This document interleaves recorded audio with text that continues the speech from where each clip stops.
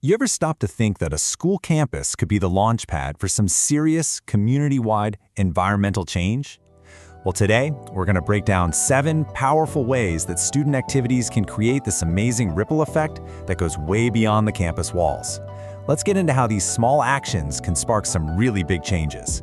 So can your campus really change your community? It sounds like a big question, right? But the answer is absolutely yes.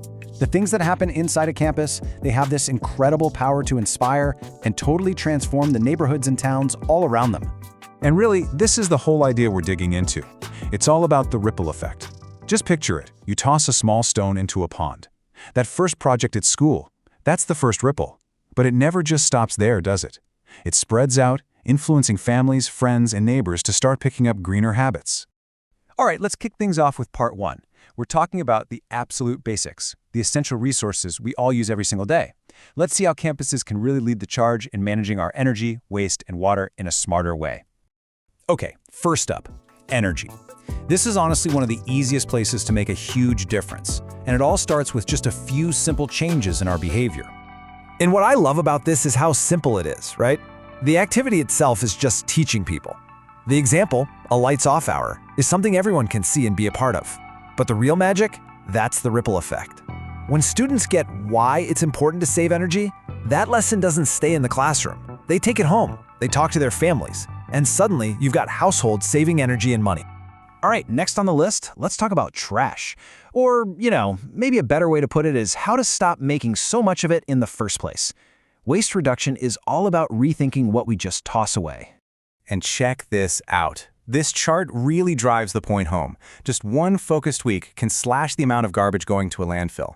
Seeing a drop like this, it's more than just data. It's motivation. It's proof that when people work together, you get real, measurable results. This whole thing is about a mindset shift. It's not just about recycling anymore. When you challenge students to use reusable containers, you're getting them to think about preventing waste from the very beginning. And that way of thinking, it's totally contagious. It inspires families to take a hard look at how they shop and what they throw out at home. Okay, the third big resource we need to talk about is maybe the most precious of all, water. These efforts are all about making every single drop count. So this is all about building awareness. You put up some fun signs, and yeah, it reminds people on campus. But it does something more. It trains students to see water waste everywhere, and that awareness travels home. Pretty soon you've got shorter showers, people turning off the tap when they brush their teeth, all because of a simple campaign at school. Okay, moving on to part 2. Now we're going to shift gears a little. We're moving from just managing resources to actually physically changing our campus spaces into living, breathing examples of sustainability.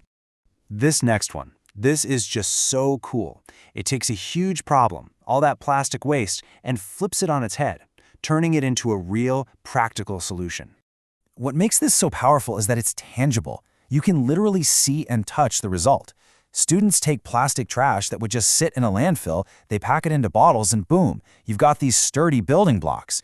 And when the community sees a bench or a garden wall made out of them, it totally changes how they see waste. It's not garbage anymore, it's a resource. All right, now let's get our hands dirty. Literally. We're talking about campus gardens, which are amazing because they connect students directly to where their food comes from. Think about it. A Grow Your Lunch project isn't just about food. It's about life skills, it's about healthy eating, and that ripple effect is huge. When students get that hands-on experience, it often inspires them and their families to start their own little gardens, boosting local food production all over the community. Okay, for our last section, part 3, we're zoning in on our daily habits, the routines that we can reshape to live a much greener life. So how do we get around? This one's all about tackling our dependence on cars, especially one person per car, and the pollution that comes with it. Something like a bike to school day, it feels like just a fun event, but it's really a proof of concept. It shows everyone that there are other, healthier ways to get around.